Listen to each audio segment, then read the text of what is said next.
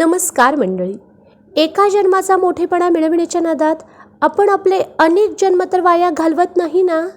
मन स्थिर ठेवण्याचं गुपित दडलंय गोंदवलेकर महाराजांच्या ह्या विचारात. आजच्या धावपळीच्या युगात आपलं मन कधी कामामुळे तर कधी लोकांमुळे विचलित होत असतं.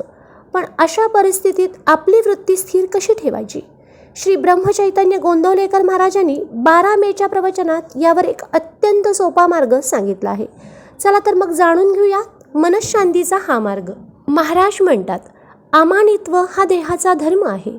म्हणजे काय तर दुसऱ्याचा मोठेपणा राखून आपला मोठेपणा वाढवावा.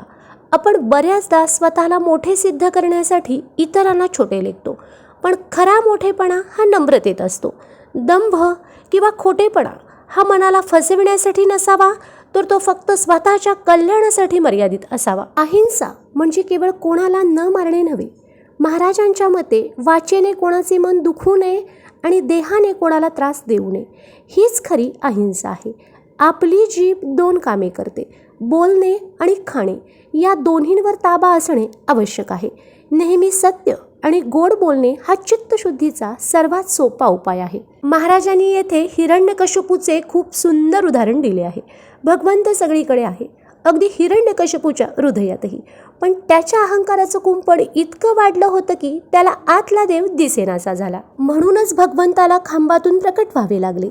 महाराज सांगतात, अभिमान फक्त मी रामाचा आहे एवढाच ठेवावा. देवासमोर आपण जोपर्यंत लहान मूल होत नाही तोपर्यंत त्याच्या कृपेचा पाना फुटत नाही.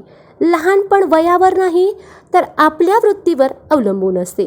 मनात कोणाबद्दलही वाईट विचार आणू नका, कारण त्यानं दुसरं कोणाचं नाही तर आपलंच मन गढूळ होतं. महाराजांनी शेवटी एकच खात्री दिली आहे, माझा प्रपंच जसा व्हायचा असेल तसा हो, पण भगवंता तुझा विसर मला पडू देऊ नकोस. ही भावना जर आपण ठेवली तर तो परमेश्वर आपल्या मदतीला धावून आल्याशिवाय राहत नाही. वृत्ती स्थिर करण्यासाठी ती भगवंतासारख्या स्थिर वस्तूवरच चिकटवून ठेवायला हवी. आजचा हा विचार तुम्हाला कसा वाटला कमेंट्समध्ये नक्की सांगा आणि लिहायला विसरू नका. श्रीराम जय राम जय जय राम. व्हिडिओ आवडला असेल तर लाईक करा आणि शेअर करा तुमच्या मित्रपरिवारासोबत.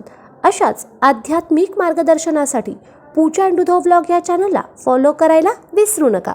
श्रीराम जय राम जय जय राम.